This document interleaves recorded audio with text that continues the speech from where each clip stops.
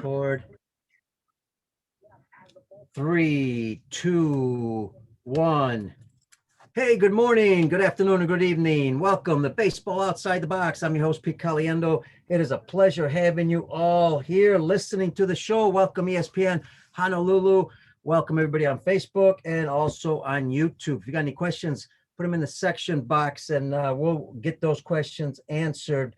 We're going to talk to you before we introduce our special guest, another great guest, and another Dodger. You know, no coincidence. You know, Dodgers have had a great organization. So we continue to interview some people from Dodgers organization. But before we do, we just got back from Ukraine and want to tell you about that real quick. An unbelievable trip over a week. We went there to train some 12-year-olds and also 18-year-olds, 18U and 12U there. We worked with coaches, met with the Federation president. We are doing some great things. And I say we, ISG Baseball. We are working on building a field there. There's a lot of great things going on with Ukraine. So follow us on Facebook. Check it out. Because let me tell you, I've said a long time ago, there is some great talent in Eastern Europe. And you've just got, you know, for the last 10 years, I've seen it there. And I think it's a new frontier of European baseball. So a shout out to my friends in Ukraine baseball. And I want to tell you, I also met with some Russian coaches there because, as you know, Ukraine at one time was part of the Soviet Union. But you know, now they are independent, but a lot of coaches, you know, who were in Russia, who played for the Soviet Union team, the fastest, in my opinion, fastest growing organization, country when it came to baseball. And in 15 years, they had 3 guys already signed with major league teams. They were really on their way till the Soviet Union broke up. So some interesting stuff. We'll be talking about that later. And I'm going to ask our guest, because I think it's interesting. Last night, as you know, I spent a lot of time in Japan. Our special guest also works and is a great friend with Reggie Smith. That is his mentor. But last night, you see Othani. It's amazing how we in the U.S. are amazed by sometimes baseball players, you know, being too kind. You know, here he is. He broke a guy's bat when he's pitching and the bat went flying. What did he do? He went there to pick it up for him and give it to him. And you hear the announcers, they're shocked. They're like, wow, I can't believe he did that. You know, folks, I followed Japanese baseball a long time. And let me tell you, I've watched them play the Cubans. The Cubans try to intimidate them. They don't pay attention to that. They just play their game, you know, and they're respectful and they, you know what, kill you with kindness. And then what do? Then they kill you on the baseball field too, because they're extremely talented. You know, so maybe we'll talk a little bit about that because I don't see that as a shock, but we'll go on. We'll talk. Maybe we'll have a special show just on Japanese baseball. All right, let me introduce special guest. My guest today, Petey Montero. Hey, first of all, he played independent ball. He's got a great background. Paramedic, you know, worked with Reggie Smith at the academy, a full-time firefighter. And I bring the firefighter and paramedic part in because I think as a coach, you know, not only do you need, you know, as a paramedic, that can help you with your players and your development, but also, you know, as a firefighter, you got to deal with fear. Well, you know, if you could deal with that, you could certainly deal with coaching and failure in the game of baseball. So I think it's going to be great. He is the defensive coach for the Dodgers organization, also base running. So I think we'll get into that a little bit. Let's not waste any time. I already talked a little bit too long. Welcome, Petey Montero. What's up, Petey? What's up? Thanks for having me, Peter. I appreciate it. No, are you kidding? This is a pleasure. And, you know, I was reading some stuff on you and I get the idea just from talking to you.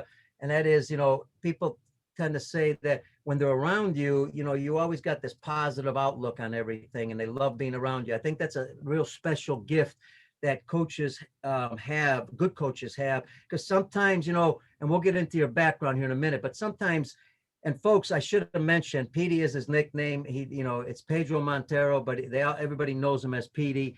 You know, sometimes what happens is we're a little bit too serious in the game of coaching. You know, I get it. You got to be serious at times, but I think sometimes you got to also show some humor and you got to, you know, smile and have a good time with what you're doing. And I'm going to go back to the Latin players because everywhere I go, Latin America, man, they're all having a good time. What do you think?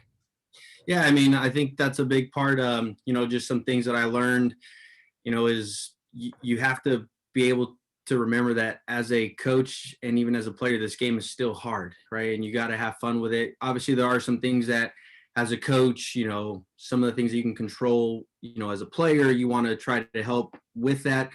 But at the same time, too, I just don't think that, you know, mistakes happen at every level, including the big leagues. And if we can approach it like that with players, not saying that it's okay to make mistakes or anything like that. It's more of, learn from it and get better so that it happens, not as often, and it's a smaller window as you start to move up in levels. And you got to have fun. That's the biggest thing. Is this game is a kid's game, and as a coach, like, I enjoy watching the game and learning the game and still continuing to learn at the same time too, like these guys, with the skills that they have nowadays, because I know I didn't have those skills that these kids have, and these players at different levels, and it's really fun to watch, and I think you take that approach and you make it fun, and you get the kids' attention or the players' attention whenever you whenever it's needed, and when not, you just let them go out there and play. So Yeah, well said. And I get a kick of it a little bit, sometimes, because as I travel and then, in the US also, a lot of times you hear coaches said, hey, you got to have fun. And then you go to a practice and it doesn't look like much fun to me. Or you may go to the game, and it's not as much fun. So I think we have to understand what that means and how to adapt to that area. Now, I get it culture-wise. Everybody's different. I understand that. In the US, we have a different culture. In Japan or Cuba or Latin America, I just love Latin America because, they play hard and, but they also have fun at playing. We have our way of playing and maybe having fun. The Japanese are pretty serious, but at the same time, they're very respectful to the game. And I brought that part up at the beginning of the interview because I wanted to ask you about this. I really believe, I remember seeing the Japanese playing Cuba one time, and the Cubans were trying to intimidate them on the base pass by flipping a coin up, and taking a lead off at the same time, kind of trying to distract them. The Japanese never paid attention to it. Also, I've seen them, they hit a batter, they just tip their cap. We see that as a sign of weakness. They see it as a fine sign of respect. I've never seen them, when they tip their cap because they hit a batter, make them weaker as a team. They, I want to tell everybody they won the World Baseball Classic also. So they're pretty strong at what they do. And I guess sometimes I think our culture is a little different, because we still remember when we drilled somebody and now we're going to retaliate maybe 2 years later.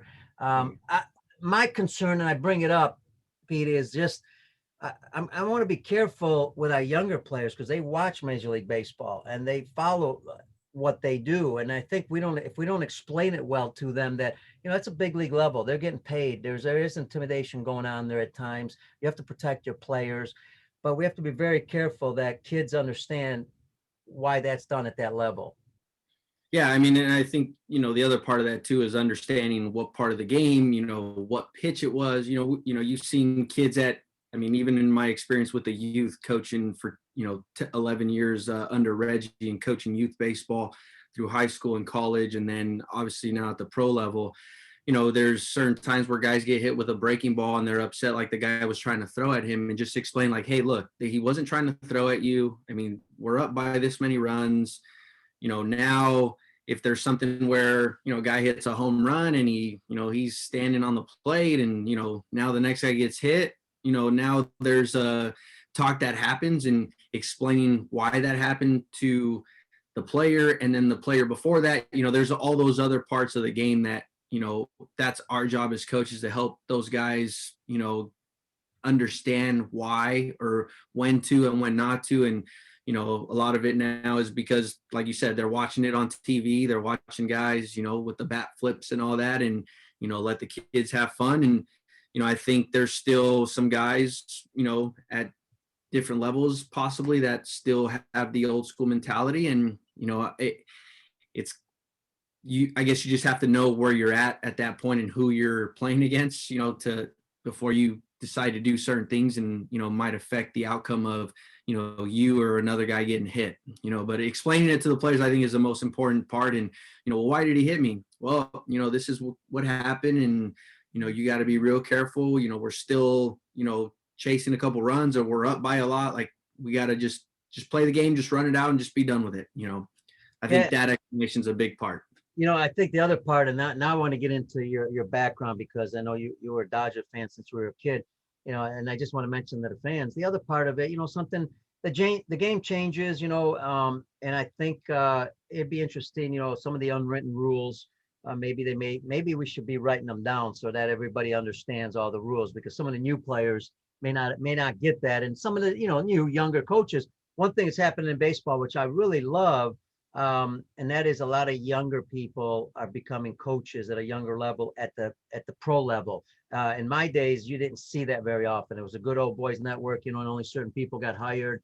But now you're seeing, and what's great about it is because guys like you, kind of open up the mind to everybody else because, you come up with new ideas, new concepts. But let's get into your life because I think this is a great story. You were a Dodger fan since you're a young kid, where you grew up playing baseball and kind of how you got to the Dodgers. And also now you're working for the team that you've loved since you were a kid. Yeah, I mean, I grew up in the San Fernando Valley. My dad still lives in the same house that I was born in San Fernando. My mom lives in Burbank. Went to San Fernando High School, played pony baseball at Sylmar Independent Baseball League, also known as Sybil, in the Sylmar area. And, that's just where my love for baseball started. I mean, it started even before that, being at home in the living room. I used to wear Dodger hat with the snapback, and I would put it over my nose, so that would be like my catcher's mask. I'd wear my mom's slippers over my knees as shin guards, and I had that back then when I was growing up. They used to give out Dodger batting gloves and Dodger gloves and bats, so that was like my whole gear. I mean, I only slept in Dodger uniform as a kid, and it's just something that I grew up. Obviously, my dad is from Cuba, and the love for baseball with my grandfather, that was a big deal for me. And that's kind of all I ever wanted to do. And to be able to go to, I think it was like 18, 19 straight opening days as a kid. My dad would take me every day, every year. Didn't matter, we would go. And that was my experience of being a huge Dodger fan. Played high school baseball at San Fernando High School.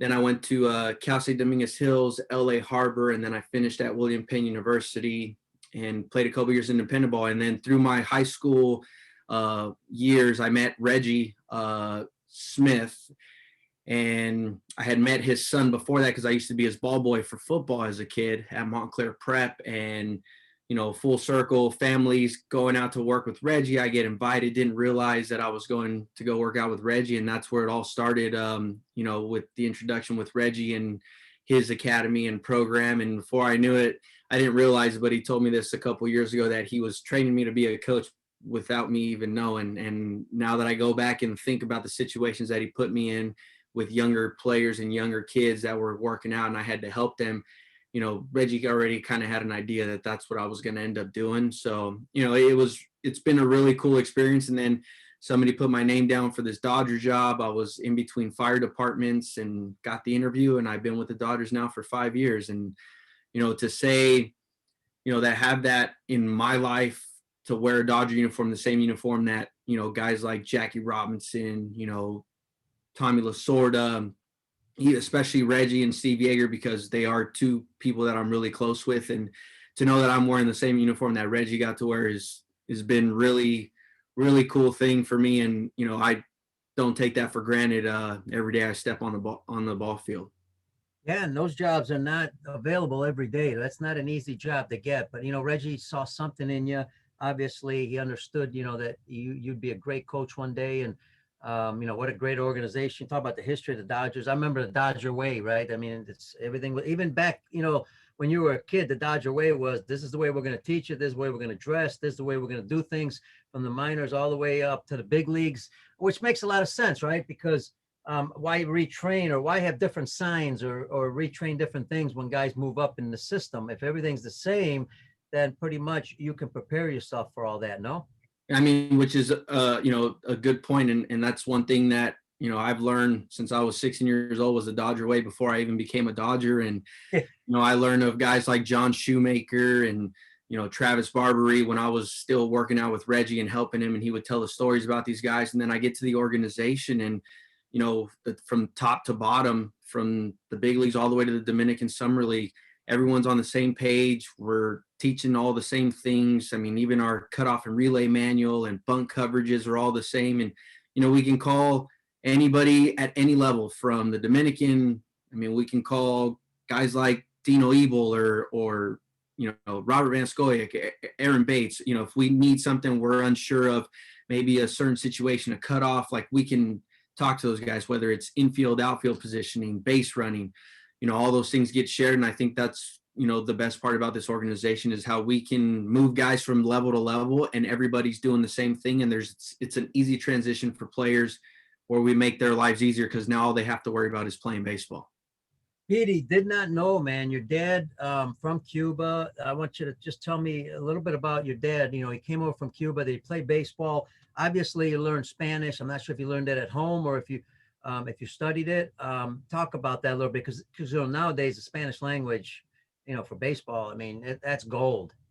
Yeah, I mean, my dad came from Cuba when he was 18 years old and pretty much came with nothing in his pocket. So I'm lucky to be standing here, in front of you because of my dad and my mom as well, and coming to chase the American dream. So, I'm super thankful for that. And, my dad has really worked hard and, Spanish for both of my parents was their first language, my grandparents, and, that was my first language. And obviously being in school in the United States, learned English and, my dad's English has gotten much better. My mom's has really gone up, and my grandma speaks a little bit of English, not as much, but I get to, I speak Spanish at home most of the time on the phone with my dad, my grandma, my mom. My mom and I go back and forth, and it's just something that I get to keep up, and it helps me when I'm here on the field. For example, here in Arizona where I'm at right now, I think it's like I want to say about 95% of our players here are from Latin American countries. So to be able to have that second language to speak and translate, and also at the same time to help those guys with the English Spanish translation, which I've had some experience with a kid that I worked with Reggie, who is now playing in Korea. So, being able to use the things that I did before, I have a teaching background as well. So helping with that transition is, kind of one of my main goals on a daily basis, try to help guys to help them with the English part, even though I translate in Spanish, but really focusing on trying to help them with their English as well. Yeah, it's important. I mean, even they want to know some English so they can communicate. And, I mean, it's part of life. And I mean, they're learning. It's great, folks. You've heard me talk about Cuban baseball. I've been there 9 times, so I'm very familiar with Cuban baseball. Take a look at the major leaguers in Cuban baseball right now. I mean, you look at the lineup. If you put a lineup together, one of the best lineups you'd have in Major League Baseball, if they're playing in the World Baseball Classic, their pitching staff. And what's amazing, Petey, is folks don't know this. When I was there, I was doing some interviews, working with some coaches, and 11 million people there. I thought, wow, they got to have at least 11 million baseball players. Well, it's run by the Federation, which is government run, so it's very organized. And it's been very organized for a long time. They started the first academies, and now we're all over Europe. MLB academies. They've had academies for 20, 25 years, even longer. They've had over 400 training programs for coaches throughout all of Cuba. What's interesting is the number of players that are registered with the Federation are about 60,000 players. That's it. You would think there'd be millions, right? And I bring that up to the folks because, I always look at countries that have fewer players playing baseball, but yet have a lot of people playing, in the big leagues. Curacao per capita is number 1. They got more big leaguers per capita than anybody in the world. So, I mean, which means they're doing something special. And that's why I wanted to ask, with your dad, when he came over, as you grew up with your dad, what did you take from him that kind of you brought into coaching that really helped you? Some of the things he may have taught you, life skills that really help you with coaching. Yeah, I think like the attention to detail, but also making sure you have your superstars, your top players, those things. But my dad was always, even in Little League, was always the one that would take on the kids that, maybe weren't as good, or maybe they had trouble even just making contact. And my dad worked really hard with those guys because he knew, myself, a couple of the other guys that he drafted were going to be fine. They were going to pitch, play short, they were going to catch. And then it was that kid that was, playing right field, first base, maybe left field, that, baseball wasn't their thing. They were just doing it to stay out of trouble, and they end up getting game-winning hits for us in the championship game, and that was one thing is my dad said, and I learned this from him a long time ago. It's like, you treat everybody the same no matter what, because you just never know. And, that's my mindset. You have a job that you have to do, and you make sure you do that. And then you make sure you take care of everybody else as well. That's a great point. And I remember when I was, I come from an old school type of coaching, and if you want to call it old school, but people can call it whatever they want. It just, that you learn from old school, you learn from new school. I've got a baseball podcast. It's called Baseball Outside the Box for a reason, right? Because I want to be more open, and I'm trying to bring in people that are more open-minded, just to bring them new ideas. Doesn't mean you have to follow those ideas all the time. You can question them, you can ask why and all that, folks. But this is why we want to, we're doing the show. And what's interesting is when we talk about old school and new school, there's some things that, we've learned from all, whether it's our parents or coaches. I want you to talk about some of the coaches that you've been under. You talked about Steve Yeager, you talked about Reggie Smith. Maybe talk about some of the things you learned from them that can help our coaches, because these guys got a tremendous amount of experience that kind of helped you speed up your coaching process, because we're all going to make mistakes. But if you don't have some of these mentors, we're going to make sometimes more than others. And talk about some of the things maybe you learned from them. Yeah, I'll start with Reggie. Just Reggie in general, like, his thing is thinking outside the box, being able to have an open mind and, learning new things, but also learning what you think works, but also expanding it, because you have to learn how to teach it in more than one way, whether it's the same thing, because everybody learns differently, and not one player is the same. Every player is different, and you have to be able to adjust to them. The one thing that I've taken from Reggie all these years is, we don't teach players, players teach us to teach them. And that's one thing that Reggie has always taught me. And like, I always think about that, where, at times I can go, I see that, I know what needs to be fixed. And then I realize, wait, that's what I would do, and then you have to ask the players, like a guy like Sean Larkin, who's helped me with that process as well, as like, helping the players, going like, hey, what do you got there? Like, what do you think? What do you feel?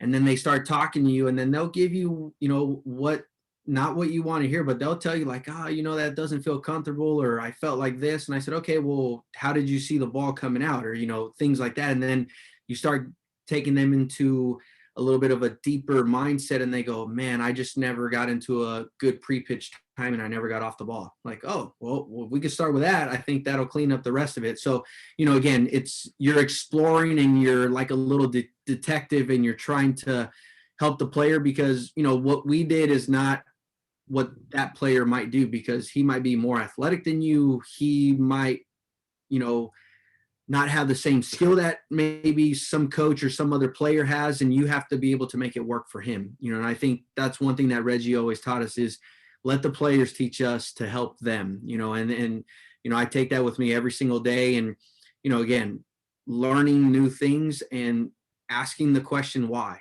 You ask the question why, and I do that not because I challenge people. It's more of, I want to know why, so that if I know the information and I understand it, then when a player needs the information or asks me, I have a reason behind it, versus saying, I don't know, I'm not sure. And then in the fire service, I don't know and I'm not sure is not a good answer. It's, I will get back to you as soon as I can with an answer, and you come back to a player, and the player will remember that. I think that's an important thing of, my life cycle and where I've been, from coaching to being in the fire service, and applying that all, because biggest thing is it's you're trying to reach a common goal, whether it's helping a player win a World Series, win a minor league championship. And I think, you can take that with you, every step of the way when you're working with players, and, developing and hopefully building that winning culture. Something that I've learned from Steve Yeager is, you got to let the players play. You got to let them make the mistakes and learn from them. And then when it's time to talk about it, or, run a scenario by them, and, maybe a guy's late to the base on covering second on a stolen base, and instead of yelling across the field, from the dugout, that's more of an old school way, where players are a lot different now, and you have to be able to communicate with them, and just wait till he comes in and go like, hey, what happened there? I was late. All right, that's all I needed to know. Or, there's a time where a guy's pre-pitch timing isn't very good, and instead of me yelling at him or telling him like, hey, your pre-pitch timing is not good, you take a video and then you show it to them the next day, be like, hey, how does that look? And they go, man, that's not good at all. I said, okay, so fix it. And then they come in the next game and every inning they go, hey, how was that? And they're locked in every pitch. So, they're doing the self-teaching. I'm, by showing them what they're doing instead of me getting on them, because they may or may not feel it. They may not know that they are or they are not doing it. And, if you can help them in that sense, that's one thing that Jaeger has always, pushed to me, is like, you just let the players play. And then if you have something to say, you tell them either then or you tell them the next day, and, you don't need to blow them up. Now, if it's something where it's a hustle thing, then that's a different story. Those are awesome points. I'll tell you why, because they kind of match up with our trip to Ukraine. And, we're trying to educate coaches all over the world also. And then it can be done in so many ways, the podcast, videos, internet. I mean, so many ways to do it. But it's interesting because, the Ukraine coaches, the particular ones, they're very passionate. They love baseball. They want to help the kids. So I'm with them, and one of the first things I was doing was kind of watching them, how they're doing things. And, and two things that have changed in the game. And that is, instead of telling players what to do, you kind of ask them, right? Exactly what you said. Well, that they were kind of telling them everything, so we had to kind of reverse that a little bit and explain why it's better asking. And then the other part was, what Jaeger said, let them play. I think we've all had that issue where sometimes we forget, let them play the game, because they're the ones playing the game, right? Like, where else are they going to make mistakes? And I bring this up all the time. I want to get your opinion on it. An example would be, how come, when I would much rather, Petey, at 10 years old, 11 years old, let them make decisions during the game. What I mean by decisions is simple things like the ball's in front of you. You make the choice whether you go to next base. Let's not build robots by waving them around all the time. If the ball's behind them, great. Things like that, make them play the game. If they want to pick off, if they want to pick off at first, let them throw to first. They don't have to always have a sign for that. And then when they make a mistake and they do it exactly what you said, they come in. I think sometimes, you come in and ask them, and sometimes I think we, like you said, we want to kind of yell it out there. What coaches don't understand sometimes, that when you yell it out there, that one person everybody's looking at, right? Now that person's shrinking because they're thinking, oh, coach is after me. They had to become this tall. So let's stay on that a little bit, because here you are at a higher level and you're dealing with players in that situation. So we should be doing that with the younger kids. Yeah, I mean, I think, again, my experience of coaching youth baseball out of Encino Little League, where Reggie's Academy is, all these years, I think that helped me a lot. My dad, who I love, and was a great coach, one of my favorite coaches, obviously, because he taught me the game. My dad was he's Cuban. I mean, he gets on you about everything. Yeah, a lot of emotion, and when you think everything's good, there's always a way that you can be better. And I've taken that approach, but I've taken it in a different way, because my dad, he was a yeller, but in a good way, obviously. And being Cuban, having a loud voice, like, it scares people. Me, it didn't scare me because I've heard it my whole life, but taking that and going, like, if I were to do that to a kid when I was working at Reggie's, like, I would probably scare the kid. So I had to take a different approach to it. And I think I've used that time with Reggie at the academy and learn how to teach kids, and also teaching the coaches, doing the coaches clinics with Reggie and helping them, and then going, these kids are learning how to play the game. The last thing we want to do is push them away from the game. And same thing even now at the pro level, with the younger group that I'm working with, you get on them about certain things because of maybe body language or things like that. But hey, man, you're going to make mistakes. I don't care about making the mistakes.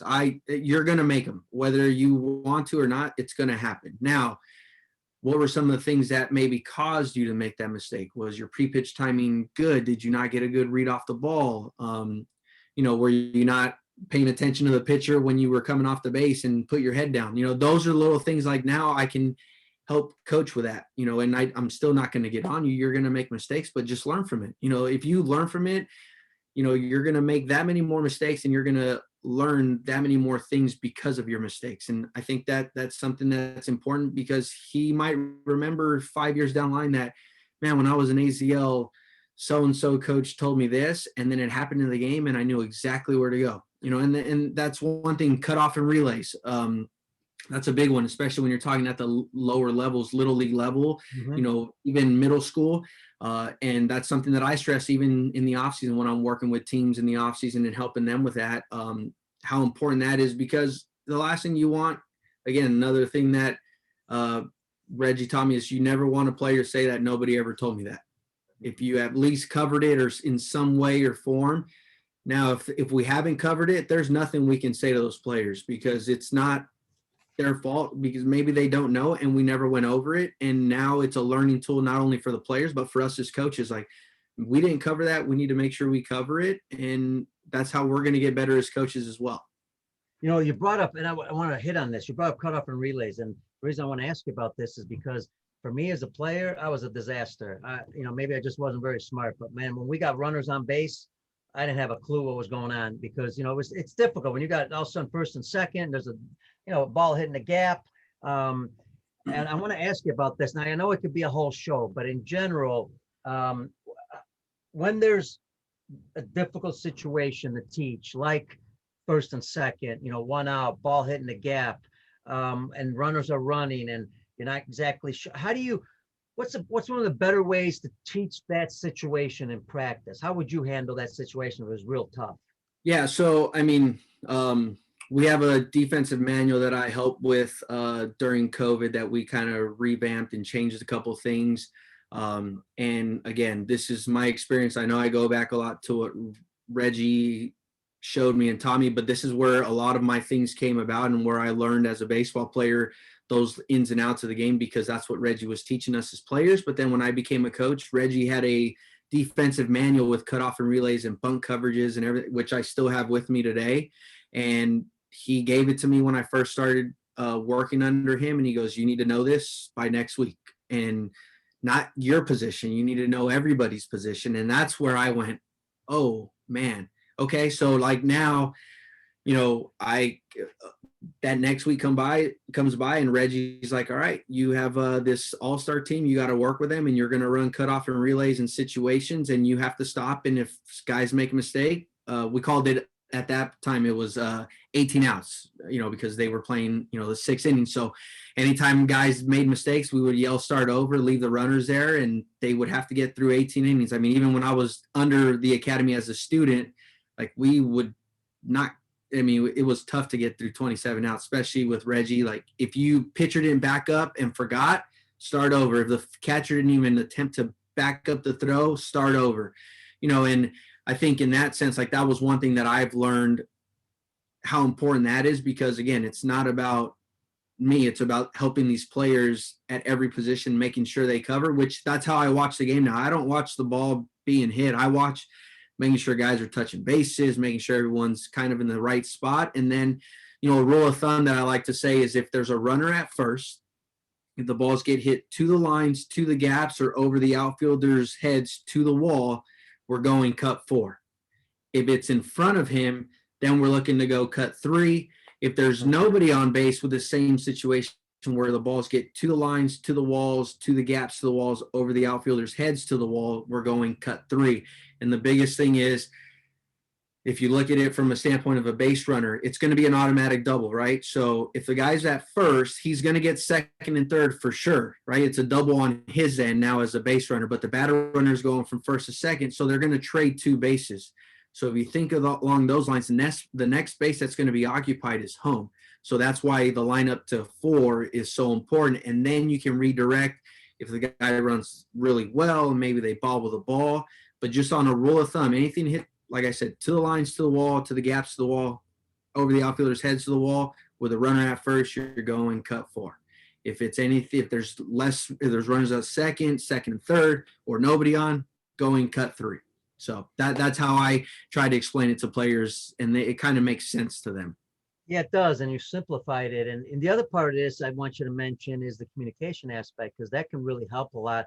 I mean, it could be a double relay. I mean, two guys going out, but talk about the communication, because again, if you're not sure, but you got a second eye, that could help. Yes. That is important, just because of the fact that you have the second guy. Now, this is where us down here and at every level of our minor league system, we practice out of the shift, out of the left-handed hitter shift, out of the right-handed hitter shift, because it's important when these guys move up in levels and when they get to the big leagues, they don't have to think about where do I need to go. And we've had a couple, mistakes where the shortstop was on his side on the left-handed hitter shift, and he ends up going out on a double cut when he should have been going to third. And, you know, we told him, hey, don't worry about it. Just remember. And we practiced it the next day. And then we kind of joke about it before the game or during practice. Hey, if the ball gets hit here and the shortstop goes, I'm going to third. So, you know, you can kind of have fun with it as well. And now he'll remember it because he'll look and see where guys are at. And I'll just give him a reminder, hey, know where the guys are at. And he goes, I'm going to third, you know, and that's already been taught. So just, again, if you don't teach something, you can't expect players to know, and you don't go over and cover something, you can't expect players to know, you know, and it's not their fault because maybe they've never been in that situation. But if they have, again, like Reggie says, all you're going to do is tell them one more time. And after you've told them one more time, you're going to tell them 101 more times, and then you're going to keep going. So until then, until he gets it and he locks it in every time, you know, it's just continuing to go over the situations and ask them like, hey, where could you have been, or where should you have been? And they'll tell you. And if they go, you know, I don't know, that's okay. This is where understand the situation. I think that's where the teaching comes in as a coach. Folks, if you didn't hear Reggie Smith, first of all, really close to being a Hall of Famer, switch hitter. Look at his numbers. I mean, unbelievable. But a brilliant coach. Go back in the episodes, baseballoutsidethebox.com. Check it out. You will not be disappointed. He is outstanding. I have to say he's probably one of the best coaches I've ever been around anywhere. And talk about open-minded. He is surely open-minded about it. You know, I didn't even think about it, Petey. You know, boy, I'm glad I'm not playing now, because I'd really be all screwed up. Now you got the shifts, and you got to worry about cutoff and relays with the shifts. Forget it. I'm done. But you know, the other part I wanted to ask about this part, since we're on it, I think it's interesting because how do you handle, what do you think the best situation or a good situation to do this?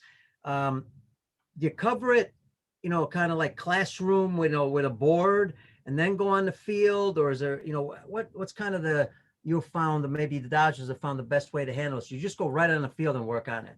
Yeah. So with the manual that we created, I have it in a PowerPoint form, and anytime we're going to go out and do it, obviously the manager and the rest of the staff, we're talking about it with the pitching coaches, you know, how we're going to lay this out, what we want to cover. Are we going to cover regular cutoff and relays, regular double cuts? Are we going to cover right-handed hitter shift, left-handed hitter shift, runner at first, nobody on? So we have that all laid out in our manual, exactly with runners on, no runners on.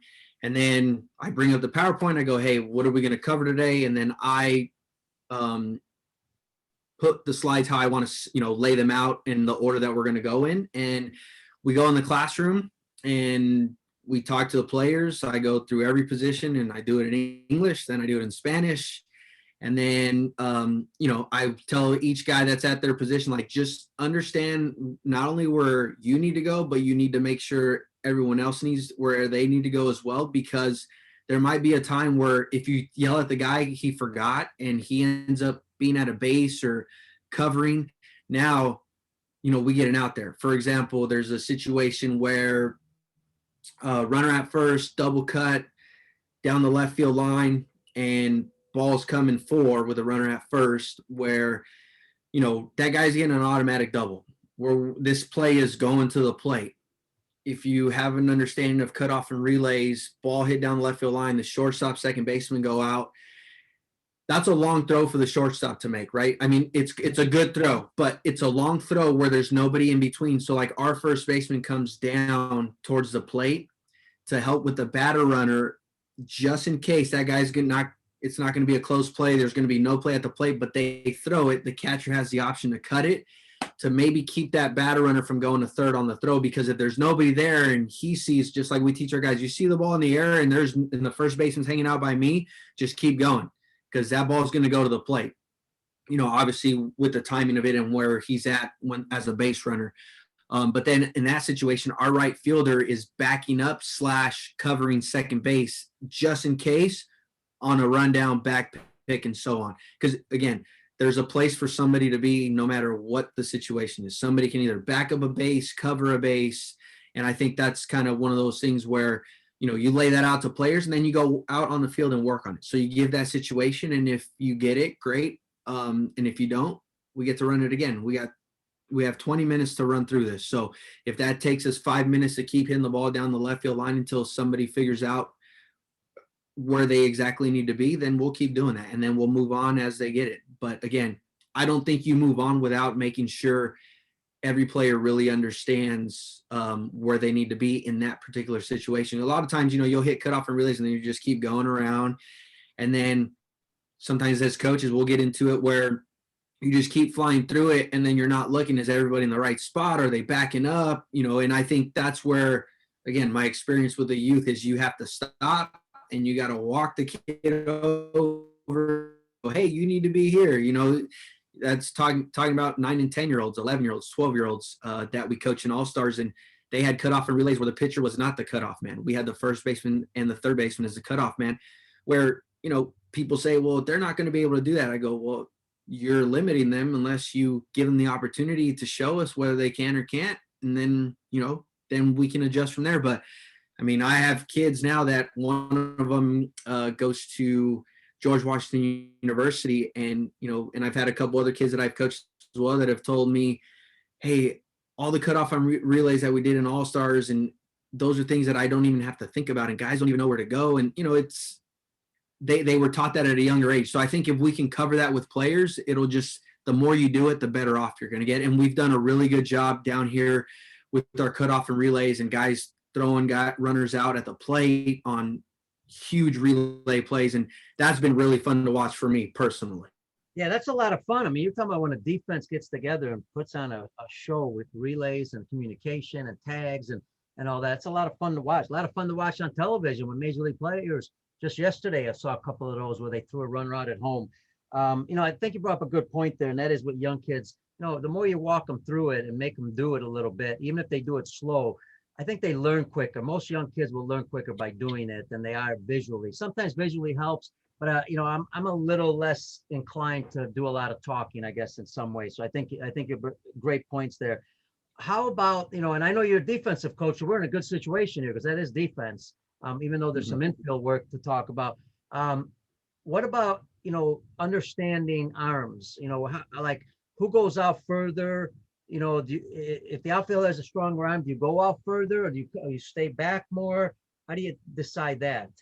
So just during spring training, we actually made a couple changes where we're forcing the outfielders to make longer throws, where usually in the past guys try to go out there and then they end up making a really long throw. Well, I mean, now we've changed a couple things in the organization from a throwing program standpoint, drive line for position players and things like that we're doing, which has really helped our players, I believe.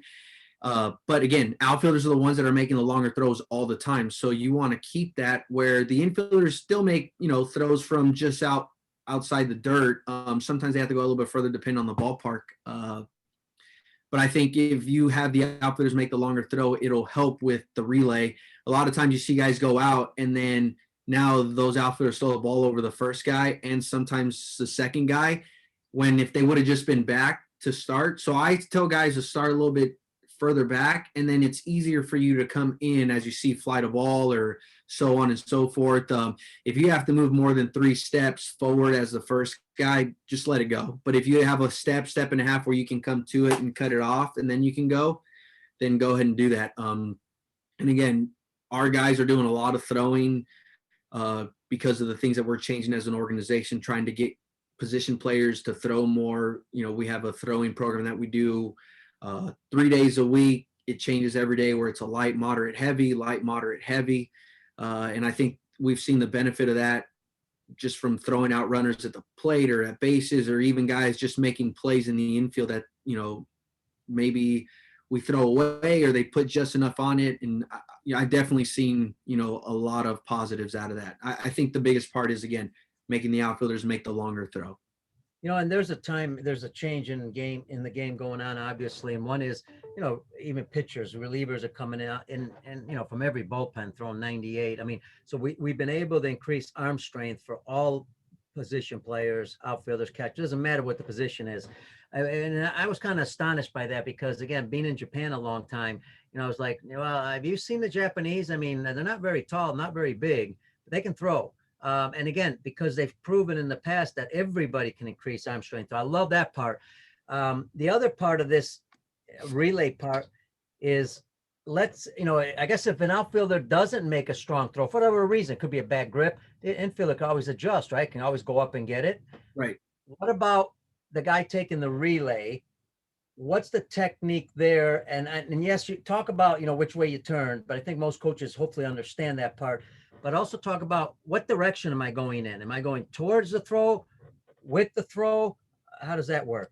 So again, just whoever goes out, I think it's a communication standpoint, knowing between let's say the two middle guys, trying to figure out whose arm feels better. They both probably have really good arms. So either one of them can go out, or maybe one of them says, hey, you go out today, or, that's the big communication part between them.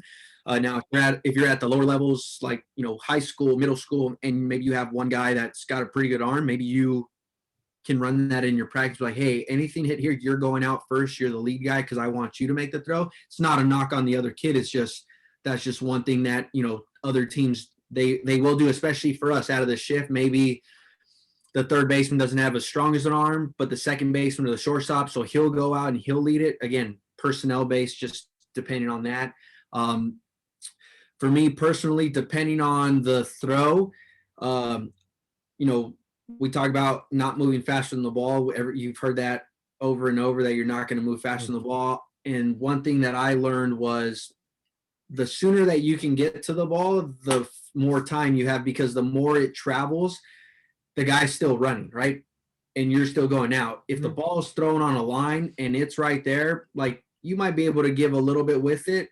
Now, if it's starting to die a little bit, or even if it is a firm throw, I do like to kind of catch and then turn and throw depending on where I'm at on the field. But if I might get a little momentum, that's okay too. Again, that's where, as a position player in the infield, keeping your head on a swivel when you're going out, where a lot of times you see guys go out and they're relying on somebody to go left 5, left 20, instead of just peeking and lining yourself up. And then that back guy should be keeping an eye on the runner too, and everyone should be talking and communicating, cut 2, cut 3, so that he's ready, versus catching it and then not knowing whether he's going to throw the ball or not to that base. I think that's the biggest part, is that second guy that's behind him in the tandem relay, to make sure he's watching the runner as well, to let him know, like, hey, you got to come up throwing, or you let it go, you got to go, or hey, just cut and hold it, and then that's it. I think that's another thing, because I know when I played up the middle, I would keep my head on a swivel, but there was times where I was like, I'm waiting for the ball and I didn't know if I was going to throw it. And then I start to wind up, and then all of a sudden they're like, no.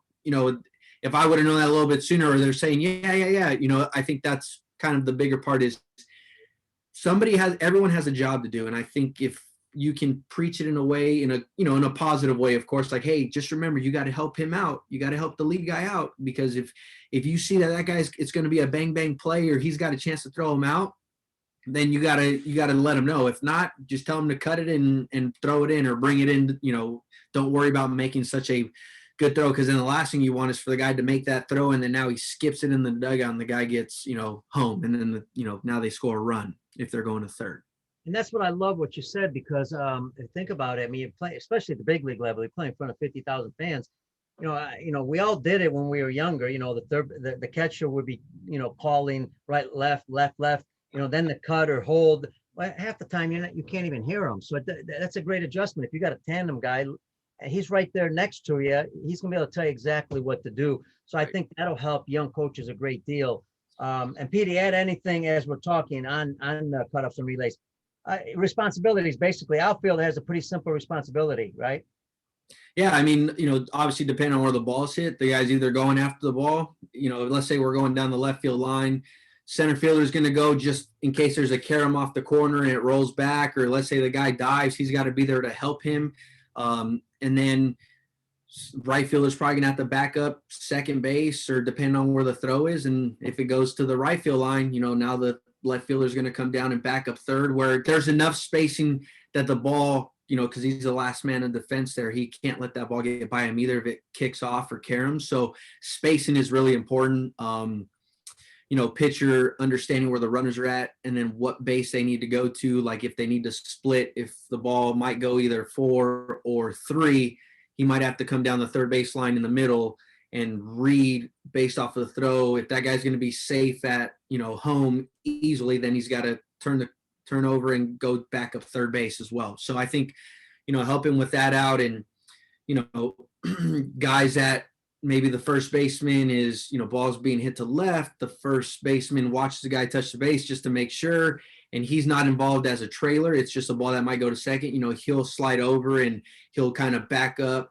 Pitcher will be in that area. Right fielder's coming down. So there's always somewhere to be, even when the ball's not hit to you. And I think that's one thing that you'll see at the youth level a lot, is guys standing around. I mean, I've seen it at high schools too, where, you got to back up bases. That's the most important thing, because that ball gets by you, especially the way high school baseball is played, in the area that I'm from.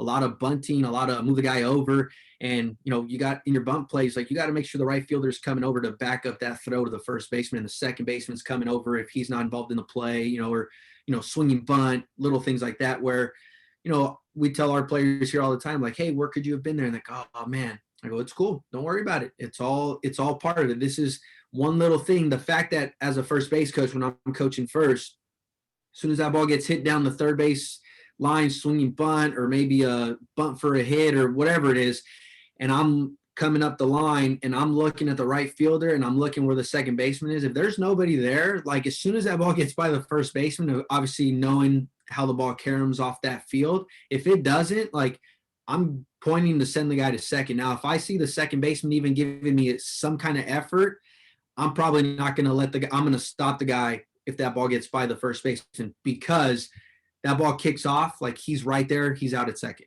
or a possibility of him stopping. Now he's got to go. He attempts to go to second base. Now they throw it to first and he's out because he attempted to go to second base. So again, there's always a place to be, no matter what the play is, no matter what the situation is. And again, Reggie's always said this too. He goes, if you want to spectate, you can go sit in the stands with your parents. There's always somewhere to be. I love that. Love it. I know you're also a base running coach, but we'll stick with defense because we'll bring it back on another show for the base running part. When we talk about defense, defensive coach, you handle a lot of defense. We're talking cutoffs and relays, bunt situations. What other aspects of defense does that cover under your title? What other areas? So just helping out with, whether it's early work with, infielders, some guys might be moving over to first base from another position, whether it's in the infield, in the outfield, or even catchers that we get some early work in with them. We do drills, things of that nature. And then, on a weekly basis, we get certain guys that come in for, 10, 15-minute sessions of just their own individual time, more of drill, footwork, things that they might need to work on. Like, for example, maybe a player's having a tough time with the backhand where he's reaching out. So we'll have some drills just dedicated to the backhand where we get him off the ball, fighting for position. That way he's there before the ball gets there. And then now we can no throwing, because all that stuff will happen later on in the workout before the game where they'll take ground balls. But it's more of drill purpose and working on certain footwork that maybe they're having an issue with a certain type of ball, whether, maybe guys having trouble with the chopper. So we'll try to work on that, getting off the ball, reading hops. It just depends on, again, the personnel and the players that we have and what they need. And, we keep track of all that stuff. The other thing too is, again, like I said, cool thing about this organization is the things that we do at every level, including the big leagues. Everything that the big league team is doing, we're doing. So we're using the same position in the infield, same position in the outfield. Terminology is the same. We actually have cards built out for all of our players at every level. And again, this is more of still trying to create the player to still see with their eyes and still adjust, but it's more of, this is a standardized position that we're going to play on this hitter. And then if you see something, you can move to either direction. But again, coaches and the information that we have as well, which it's the same thing, I tell coaches all the time where they go, oh, you guys are doing all this stuff. And it's like, well, I had a really good high school coach, Greg Davis, who was he was our infield guy, positioning stuff. So I was really into positioning even in high school. And he used to have me right over second base on the shortstop side when I was playing second in high school. And like, people were looking at us like we were crazy because we were shifting when I was in high school and, didn't know why, but being able to do that. And he did it on a piece of paper with the old charts that they still use in high school with a pen or pencil. Yep. And the only difference between that and us at the pro level is it's on a computer and it's already laid out for you, where you don't have to keep track of it. You don't have to have millions of papers. It's on every ball that a guy has ever hit in the infield, in the outfield, type of pitch that he's hit. Like, we have all that information even at the minor league level. So now, it's pretty precise. But again, if a guy's, reading signs and he wants to take a step because he reads breaking ball out of the, our shortstop's reading, or the third baseman seeing that the catcher's calling breaking ball and this guy likes to pull, if you want to move, that's okay. As long as, and it's not even when I come be like, hey, what made you move there? That's a really good idea. The ball was hit right to you. He goes, oh, well, I read this, or I was reading a swing. Perfect. That's what we're looking for. We're still trying to create baseball players, where we're not, some people are like, oh, they're like robots. Well, they're not like robots, but we also want them, again, this is one thing that we can control. So when they move up in levels and they get to the big leagues, they don't have to teach them, the card and the positioning at that level. They are, even if I just tell the guy, hey, I want you to go to this position, all of our players at every level, including the Dominican through the big leagues, can mark out that spot in the infield without even thinking about it, just because of how we've practiced it. And now the card is just telling them, instead of me having to yell, hey, give me 4 over here, 3 over here, like, it's on a card and it just tells them the general area where to be. So, for everyone that says, cards are, dumb and, whatever you want to call it, it's just another tool that we have in our toolbox. And again, players at the lower levels can still adjust accordingly, whatever they see fit, if they read a swing. And that's all we care about, is if they're making adjustments. You know what? I really like that, because you're right. Sometimes the fans might look, even myself looks at what the guy's using a card, what's he need a card for? But that makes total sense. And the ability to adjust from there, I think that's what I really like about it. Use your head. Maybe you see something different. You mentioned those charts, and then people talk about the shift. Yeah, my first time in independent ball, I remember, we had each page, a player's name on it, and there was a field, photo of on that page, and we had 4 different color, markers, and every ball was hit, we'd mark it, but what was amazing, after about playing that team 4 or 5 games, you knew exactly where they're going to hit the ball, whether it be a ground ball or a fly ball. We knew exactly what it. Now, sometimes they didn't, obviously, if the pitcher missed location. So I think that has a lot of validity. And now with all this, like you said, all the stats you guys have, it makes it 10 times easier. But I want to go back to what you said about individual and process working with players. And let's just take the backhand for an example, since you brought it up. How do you start, if you see a young player, for our young coaches also, if you see a young player struggling with a particular phase of the, backhand, forehand, whatever, where do you start and where do you end in helping that player? Again, for example, let's talk about the backhand a little bit. Obviously, before we do anything, guys need to, this is the cool thing again about the organization.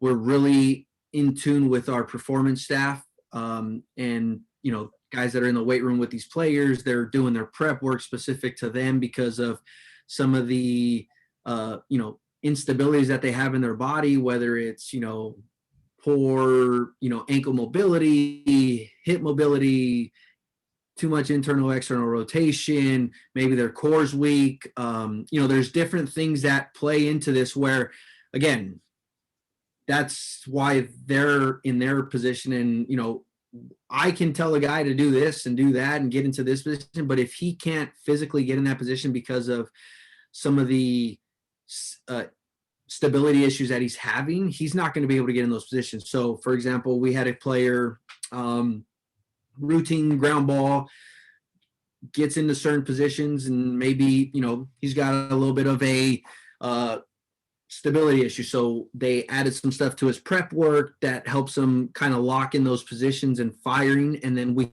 took that out on the field, took ground balls. Then we did one of those little drills that they asked him to do. And to see what he was able to do when he would do that, it was just a reminder and teaching his body how to use that certain part of his body in a much better position. And he got into better fielding positions, where I could tell him, don't do that. And if he just physically can't get there because his body's still growing, the kid's only, 18, 19 years old, like, you got to have a little bit of feel with that as well, where the old school, like, you need to get there, you need to do this. Like, he might not be able to, like, he probably has some issues, with his ankles or his hips, or, he's got a lot of tightness, he's been growing. So his hamstrings are tight. His flexibility isn't there. So that's where we start. Once we get that figured out, then now we're going to the backhand. We definitely like to warm up the hands. So big knee drill is part of our thing. But we do a variation of the knee drill. So we'll do it in front. We'll have the guy kind of turn over to the backhand side, and he'll do the knee drill on the backhand side. Then we'll have him do the forehand side in the same position with his knee. So he's at an angle where we're hitting the fungos.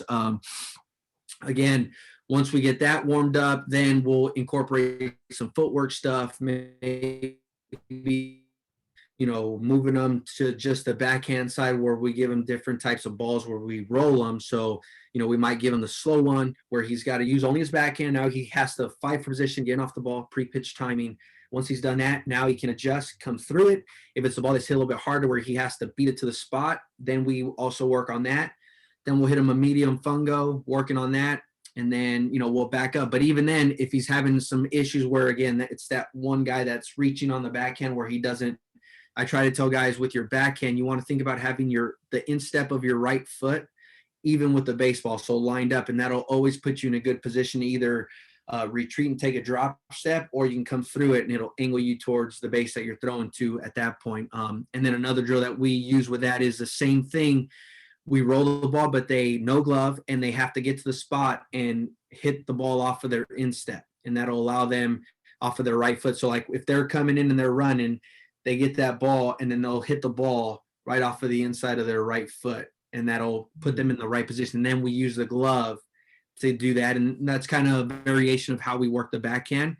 Again, everybody's different. Can the kid catch the backhand? Is it more of a footwork issue? So maybe we'll put a barrier there and force him to have to beat it to the spot, and then now it's more of, okay, let's get there, and then I can hit a little bit of a harder fungo, a softer fungo, and again, the player's going to teach you what he needs, and then you just kind of react. But there are some things that you write down on players, and you have their little drill package that I would say would be helpful for him, or as an organization. If, hey, well, this is some of the things that he's doing, let's keep up with these drills, and then maybe go, hey, maybe I can add this one here. And that's kind of the cool thing about, again, the organization is, maybe one guy's worked with this player, I can call him, be like, hey, what were some of the things that you did?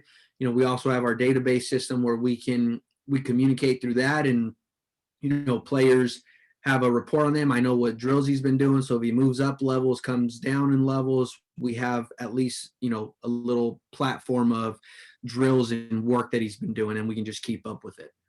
Yeah, you got to love that, because, you talk about attention to detail. And boy, that is surely attention to detail, helps the whole organization, the coaching staffs really like that.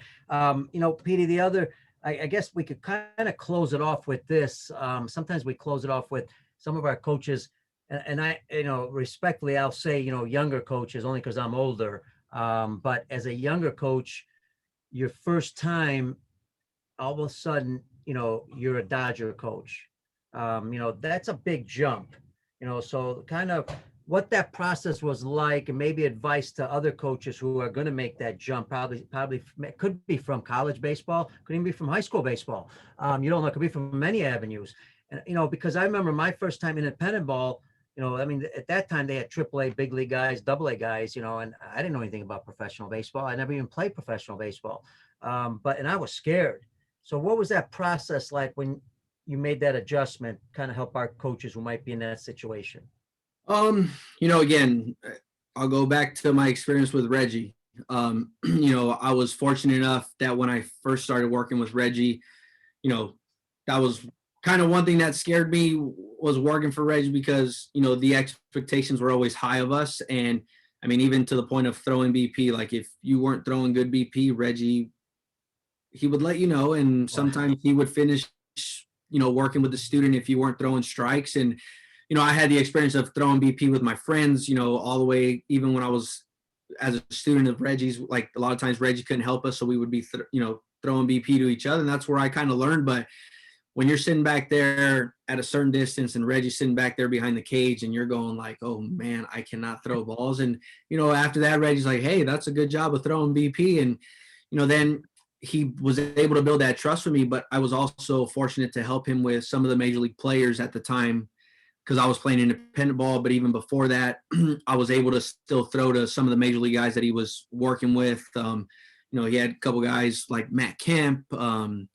then one of his other students / coaches in the big leagues now, Tarek Brock, had Christian Yelich and Stanton there as well, working out when they were in the minor leagues with the Marlins. So we were all working out together in the mornings, and then we would go to Reggie's. But I was this player, but I was still working. So I would hit, somebody would throw to me, and then I'd throw to all of those guys. So that was like my first experience throwing to professional players. And, I think Reggie kind of helped me with that. I wouldn't say not confidence, but not worrying so much of who the guy was or who the level was. It was just, we're going to go coach the sport and help players and be available for them at all times. And I think that was kind of like the easier transition for me, where, sometimes like, being a Dodger and you're going like, wait, that's the guy I just saw on TV, where I don't think that really affected me in that way. It was a little different because of my experience prior to, and we're talking about like 2008, 2009 when I was doing that. And I've thrown a couple other guys that Reggie's had come in, and that I think that's been kind of my process of making that transition from the youth level, high school, college guys, and then now being at the pro level, where just trying to adapt to the player and help them in any way and just be available. And I think in that sense, it just made things easier for me, where I didn't have to worry so much of like, I need to be perfect. I need to do, like, everyone's going to make mistakes, and you're going to learn from them. I think more of it came down to the manner in which you teach and work with players, like seeing them firsthand, letting them, that reminder of letting the players teach you to teach them. I think that's been the biggest thing, where, maybe at the beginning when I first came over, I was, and Larkin and I talk about this all the time. Like, I saw something, I wanted to help the guy, and I just needed to give him a little more time to figure it out before I really got in there and coach. And I think the biggest part is building a relationship. You build that relationship with the player, and at any time they will call you. And, there's those phone calls that you get, and something happens in the experience that you've coached at different levels with these guys. And, maybe some of them are in the big leagues and they'll talk to you, or they're, at a AA level or so on. And they're, hey, Petey, man, do you remember, when I was going through this, what I did? I was like, yeah, here's the video. I still have it. Check it out. You're good. Here's some notes that we wrote down. And now they have it for themselves, and I think, again, being available no matter what level you're at, and if somebody calls you, you're there to help them, because they're part of family, and being part of the Dodgers organization, that's a big part. Really great stuff, man. Let's close it with this. It may pertain to something, it may not. I don't know, but I want to throw it out there. I brought it up at the beginning of the show. Being a paramedic, is there stuff that you learned as a paramedic that kind of helped you in coaching? Did it transfer over? Anything? Everything in the fire service, from the medical standpoint to the firefighting component. I was just talking to a mentor of mine in the fire service. He's a fire chief. And I just was talking to him, thanking him for how important it is to pay attention to detail. That is a big thing when you're talking about anything you do in life, especially from baseball to the fire service. Is the attention to detail needs to be there, so that one thing doesn't get missed, because that could be the game changer of you winning or losing a game, or somebody getting hurt in a fire, or maybe losing something because you weren't paying attention to those small details. And I think that's where, for me, I try to stress those things in obviously a positive way to our players. And hey, if you see something, like, you need to be able to react and understand that, and how would you apply that in this situation, and pointing those things out, where even just the simplest things with pitchers, coming over or going to the plate, reading a key on a pitcher, and guys going like, wait, I didn't even notice that, or it's just like, that's just how I've always been. And Reggie even stressed that to me when I was working, especially with the youth, because you need to help those guys with the little things, whether it was,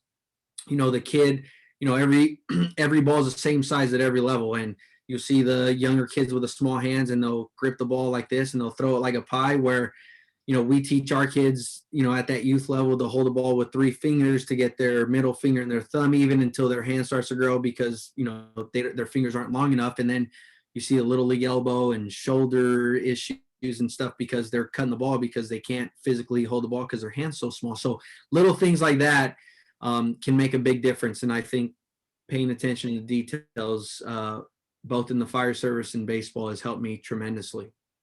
Petey, man, great job. It's a pleasure meeting you. I can't thank you enough for being on the show. Another Dodger, great organization. Want to wish you the best. And hopefully we'll connect somewhere. I'll be able to get a chance to meet you in person. Yeah, definitely. Likewise. Thank you so much for having me. All right, folks. That is Petey Montero. Hey, Los Angeles Dodgers World Series champions 2020. And what a season they're having also this year. Should be interesting in the playoffs. There's some really good teams coming up. So thanks again to Petey. Thanks again to Brian Crock, our producer with the Lineup Media Group. Don't forget, go to Baseball Outside the Box for the audio. ESPN Honolulu. It will be on the website pretty soon. And also don't forget Facebook and Twitter, along with YouTube. Go to YouTube, Peter Caliendo. Do us a favor. One thing we ask, remember, we're in over 100 countries. We just ask that you subscribe to the show. That way the show gets out even more, and continue to do what you're doing. Get the word out on the show because it's really helping. Really want to thank y'all. Don't forget, folks, stay healthy, be safe. God bless you. We'll see you on the next show.